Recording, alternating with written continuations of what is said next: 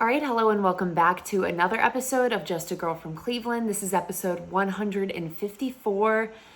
I am sitting here right now on Tuesday, so we are 48 hours from when I am recording this. There will be an NFL football game happening on our televisions. Chiefs Ravens to kick off the season. I'm so excited. Obviously, we got our first taste of football this weekend with college football being officially back, which we are going to get into some Ohio State talk here in a minute. But I'm just so excited that we are finally here. We have made it. We have powered through the off season, and it's back. And we've got a really good slate of games, I think, in this week one to kick things off. I feel like they gave us some pretty good matchups, which I will also be getting into some thoughts on those. Not gonna have a super long episode today. The fall allergies are kicking in, so apologies for the bit of scruffiness, but we're gonna start off talking a little Ohio State. I'm gonna get into some of my thoughts on the Browns matchup against the Cowboys, keys to the game, just, I don't know, general thoughts on the game. And then I am going to get into kind of the rest of the NFL slate, the matchups I'm excited for. I'm going to do picks for all of the games, not picking based on betting purposes or the spread. I'm just picking to see like how I am picking wins and losses this year, if I can get it right.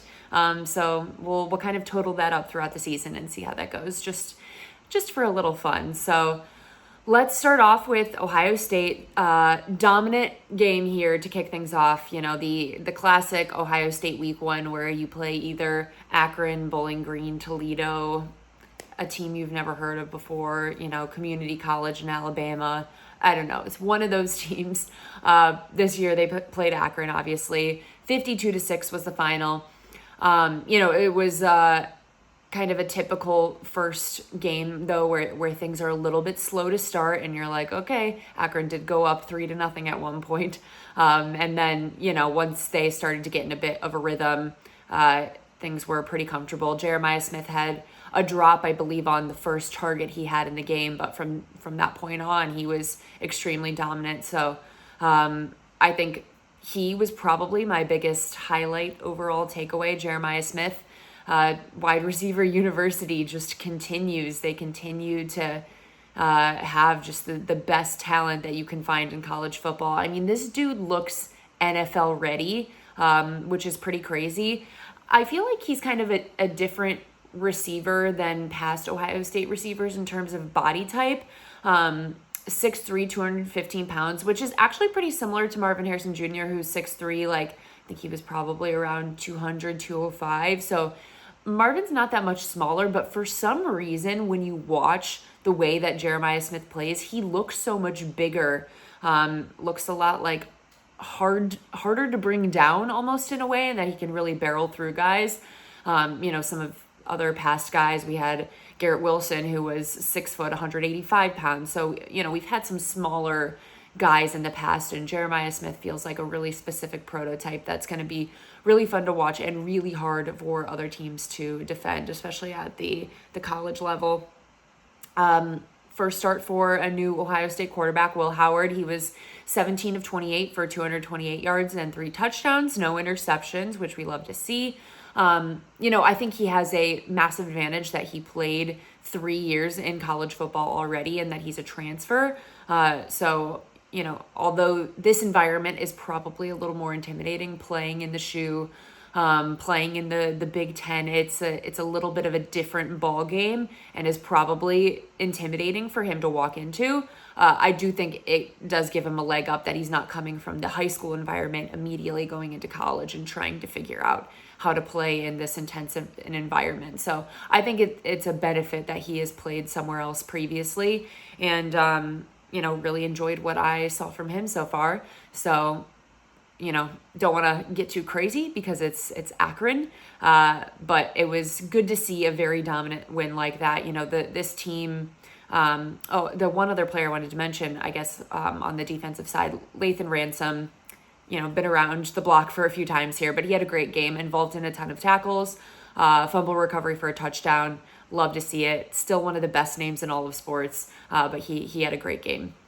Back to what I was going to say there. This team has, and this program has invested over $20 million in NIL, the most in the country. So the investment has been made. You better have the talent there, and hopefully getting the wins behind it to back that up, because that is that's a large investment in all of this, in all of college football, and specifically this specific team. The one other college football thing I did want to mention, which I totally forgot about until this moment, was that I did watch the Untold sign stealing Connor Stalions Netflix documentary. Don't know if I would say I'd recommend watching it, because it made me a little bit angry throughout watching it.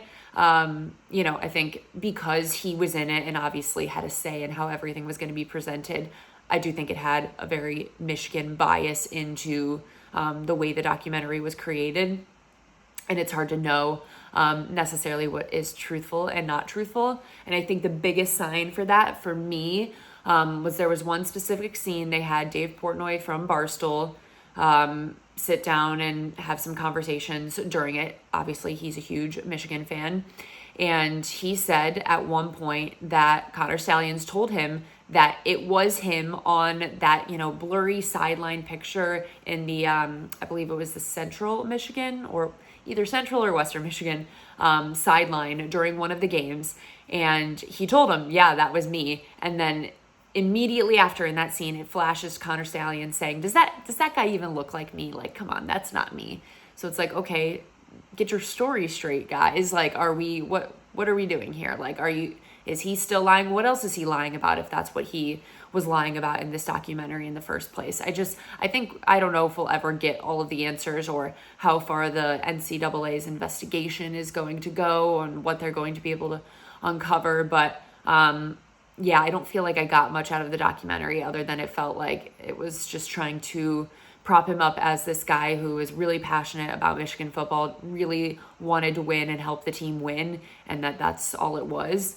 Wouldn't say I would put a strong recommendation behind that documentary, but did feel like I needed to watch it as a fan of college football in general, because that's probably one of the crazier stories that we're ever going to get in our lives in terms of a college football story. Okay, let's get into Browns Cowboys now. Keys to the game. So I just kind of put a couple keys to the game, 3 different ones. I'm going to give some of my thoughts, I guess, based on those different keys. So I think the first thing that we're going to be looking out for is the Browns offensive line and how they are going to stand up against Micah Parsons. Will they be able to neutralize him, or is Micah going to be wreaking havoc across this game? I don't really know, I guess, how that's going to go, but I think the questions that we have on our side are still kind of there with the offensive line. Kevin Stefanski has not really given any direct answers about like who's starting at which tackle position. He's left it very open, because there's been the injury issues and just a lot of questions in general. So I don't know who's even going to be out there on the field to say how I feel like this offensive line is going to be able to match up against Micah and this defense. But, if we can have a stable offensive line out there, that is going to be huge in terms of us being able to give Deshaun Watson time to throw the ball, get some type of run game going, all of those things. So that's number one, big, important key to this game. Number 2 for me is that I think that this Browns defense is going to do really well against the Cowboys offense. If this Browns defense follows a similar pattern to last year, where they were so dominant at home, completely dominant against basically every single team, allowing the fewest total yards per game at home last year, really good against teams on first down. I think they mostly struggled with red zone. I would say that happened home and away. They had some red zone issues throughout the season, so something to keep an eye on, but obviously they were just so dominant in that environment. So I think, if that is going to be the same thing this year, that is going to be huge for them in this game. I think our corners match up really well against CD and those guys, and that we have the corner talent to, match up against their receivers. And then I actually think the Browns defensive line is a great matchup against this Cowboys offensive line. I feel like they're known to have a really strong offensive line, but they do have some new players in the mix, which I think could keep things interesting. Miles is going to be going against a rookie left tackle, Tyler Guyton, which is, I said this on a show last week that I was on the OBR, that, that is a terrifying welcome to the NFL moment. Just absolutely couldn't be worse than having to go opposite of Myles Garrett when you're stepping out there on the field for your first NFL game. He will be humbled quickly. Hopefully it gets better for him after that, but gonna be a tough moment. So I think Myles could have a huge impact on this game. They're obviously going to be doubling him, chipping him constantly throughout the game, especially with a rookie across from him. The Cowboys could be also starting a center that is a rookie. I haven't been able to find if they've actually confirmed who they're starting, if it's their 73rd pick that they just drafted, or Brock Hoffman, who, has a little more experience at the position. I don't know which one is starting, but could have another rookie there. Obviously, they've got Zach Martin, like future Hall of Famer. He is getting a little older. I think he's 34 years old, so maybe his decline starts now. Who knows? But yeah, there's some holes there that the Browns defense could absolutely exploit and be able to get after Dak and mess some things up for them. So I'll be really looking out for that to see if it goes in that direction. Then on the Browns offensive side, I feel like, I feel pretty good about Amari and David and what we're going to see from them, just because I just trust in those guys. We've seen it for a couple of years now. Feel pretty good about it. But what I'm going to be looking out for is Jerry Jeudy. How involved is he going to be in this offense starting with week one? This team has made an investment in him. They've, said that they believe in him, put their money behind it as well. So I'm really curious to see how he's going to be involved. And just how this offense has evolved in general. You bring in Ken Dorsey, you bring in different members of the offensive staff. How are they getting Jerry Jeudy involved? How have they changed this offense in any ways? I don't think we were able to get a clear idea of that in the preseason. So I think that's going to be something interesting to watch, is have they been able to evolve as an offense this past season to get the most out of Deshaun Watson and those pass catchers? Some overall thoughts on the game, not one of my, key takeaways, but I was also discussing this on a show the other day, but, Deshaun Watson as a Brown has been at his best when he is not trying to be a hero, when he is not trying to have a $230 million throw and prove to everyone that he's still the guy he used to be and show everyone what he can do and that he hasn't lost it and he's right back to where he was. When he's doing that, he is not a good quarterback. When he is a little bit more relaxed, is making those easy throws, is taking what is given to him and is not trying to force anything, and just when the game is slowing down in front of him, that is when he has been the best version of himself. It is that second half of the Baltimore Ravens game last season that everyone talks about. The game slowed down for him in that moment. He wasn't making big throws. He had maybe one big throw. Most of it was just dishing it to the correct pass that you were supposed to make on that play, the easy pass. But he was doing it well. He was facilitating, and that was the best the offense had looked with him. And it took the pressure off, and it allowed him to just let the game kind of fall as it may, rather than trying to be the hero and make some incredible play.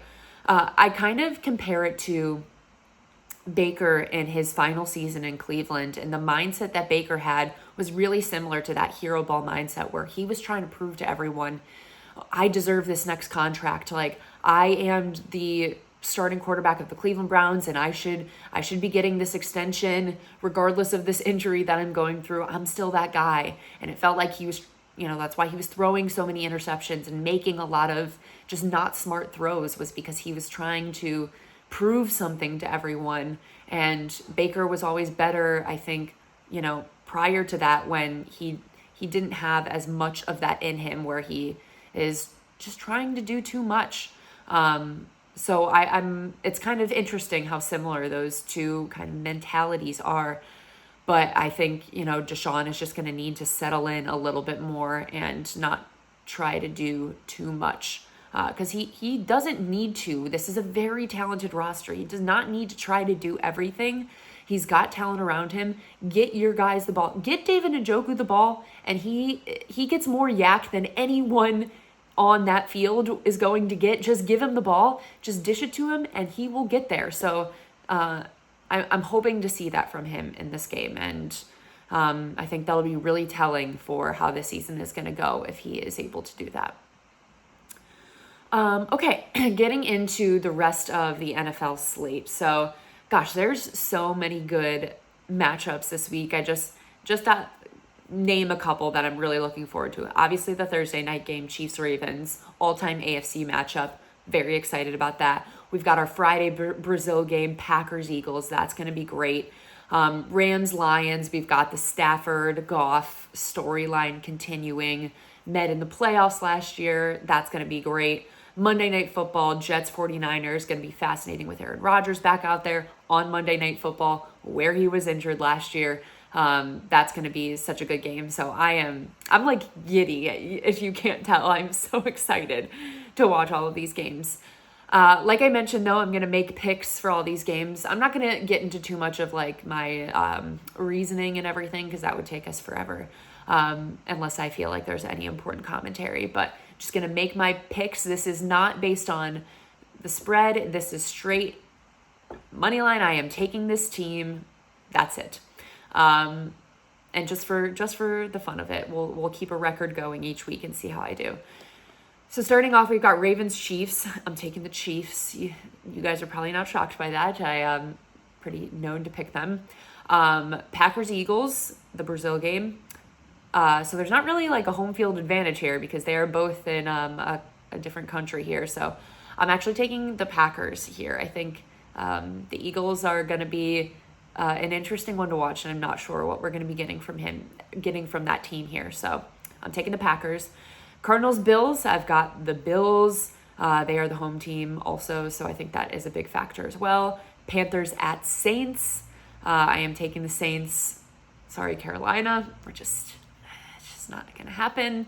Texans at Colts. I am taking the Texans here, although this sneaky could be a really good game on this slate. I think the Colts could be one of those very underrated teams this year if Anthony Richardson starts showing up strong. Jags at Dolphins. This could sneaky be a good game too if the Jags aren't so bad and Trevor does well, but I'm taking the Dolphins.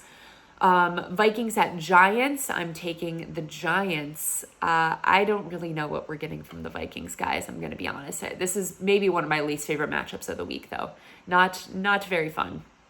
Patriots at Bengals. Bengals get a very easy game to kick things off. I'm taking the Bengals. Steelers at Falcons. I'm taking the Steelers, unfortunately. I just think that they're going to win week 1. Titans at Bears. I'm taking the Titans. Broncos at Seahawks. Got the Seahawks. Tough place to play there. Broncos got Bo Nix starting. We're taking the Seahawks. Raiders at Chargers. Sneaky. I'm taking the Chargers here. Just kidding. I'm taking the Raiders here. I think the Chargers have been recently getting a lot of hype with the Harbaugh conversations, what he's going to do with Justin Herbert. I feel like the Raiders could kind of spoil that here in week 1. And, Harbaugh's going to be getting used to how things are going again in the NFL. So I'm taking the Raiders there. Cowboys at Browns. Got to take the Browns, obviously at home. I think the defense is going to be the difference maker in that game. So I'm taking the Browns. Commanders at Buccaneers. I've got the Buccaneers. Rams at Lions. We're taking the Lions. And then lastly, Jets at 49ers. I am taking the Niners. I don't know what to expect from Aaron Rodgers here week 1, but I trust more in what the Niners are going to be able to do. So that is what my picks are for the week. I don't know. I'm hoping I'm at least over 500. That would be great if I could do that. But I feel pretty good about my picks here. Throw a couple spicy ones in just for fun, and we'll see how it goes. Okay, so that is all I have for you guys today. A little bit of a shorter episode, but hopefully we have so much to talk about after a Browns win next week, and I'm all excited and pumped up. And maybe a Ohio State win too. We'll see what happens week 1, but looking forward to it. We made it, guys. Football is back. If you could please leave a comment on the YouTube, subscribe on the YouTube. Subscribe on Apple and Spotify. Sorry, I forget what I need to say here at the end. Leave a review or rating on Apple and Spotify as well. Share with a friend, all of that good stuff, because football is back and I'm so ready to talk about it. Thank you guys so much for listening. As always, it is Go Browns.